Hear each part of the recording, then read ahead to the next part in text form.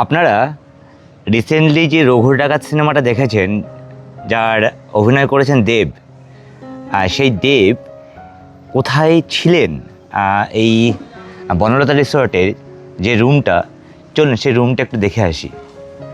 Just এখানকার অ্যাম্বিয়েন্সটা দেখুন।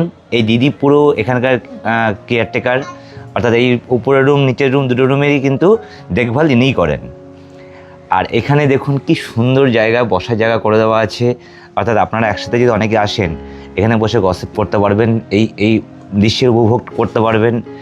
চলুন ভিতরে যে রুমটা ছিল, রুমটা কেমন, জাস্ট মোহময়ী একটা রুম, অসাধারণ সুন্দর অ্যাম্বিয়েন্সটা দেখুন। 8 জন হামেশা চলে আসবে এখানটায়। পুরো রুমটা দেখুন কি সুন্দর, ওয়েল ডেকোরেটেড, ফার্নিচারগুলো দেওয়া আছে এখানটায় অসাধারণ সুন্দর। অর্থাৎ এখানে আপনারা বসে নিজেদের আলোচনা, খাবার দাবার এখানে করতে পারবেন। দারুণ জায়গা, অসাধারণ। পাশে আয়নাটা দেখুন, কত বড় একটা আয়না দেওয়া আছে এখানটায়।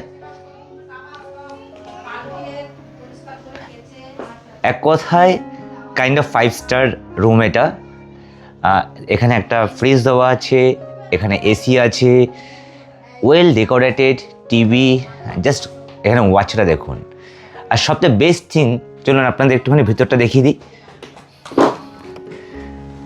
দেখুন বাথরুমটা, মানে কি বলবো, কি দারুণভাবে বাথরুমটা সাজানো দেখতে পাচ্ছেন। তা যদি আপনারা এখানে আসেন আর 6 জন থেকে 7 জন যদি বন্ধুরা আসছেন, এই ঘরটাকে আপনারা অ্যাক্সেস করতে পারবেন। এর rent near about 12,000, 8,000 to 12,000, depend করে কখন এদের রাশ আছে কি নেই তার উপরে।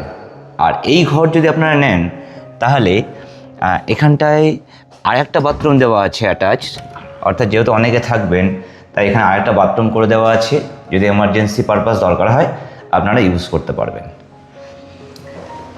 এক কথায় বনলতাকে বাইরে থেকে দেখে যতটা সিম্পল মনে হয়, ভিতরটা ততটাই লাক্সারিয়াস।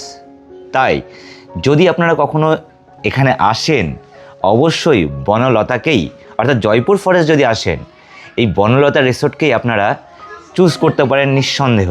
মানে আপনার টাকাটা বিফল যাবে না, এটা আমি আপনাকে গ্যারান্টি দিয়ে বলতে পারি। টোটাল অ্যাম্বিয়েন্স, ভাইব, সব মিলিয়ে এক কথায় অসাধারণ। আর খাওয়া দাওয়া কোনো কথা হবে না, এত দারুণ এখানকার খাওয়া দাওয়া। Thank you.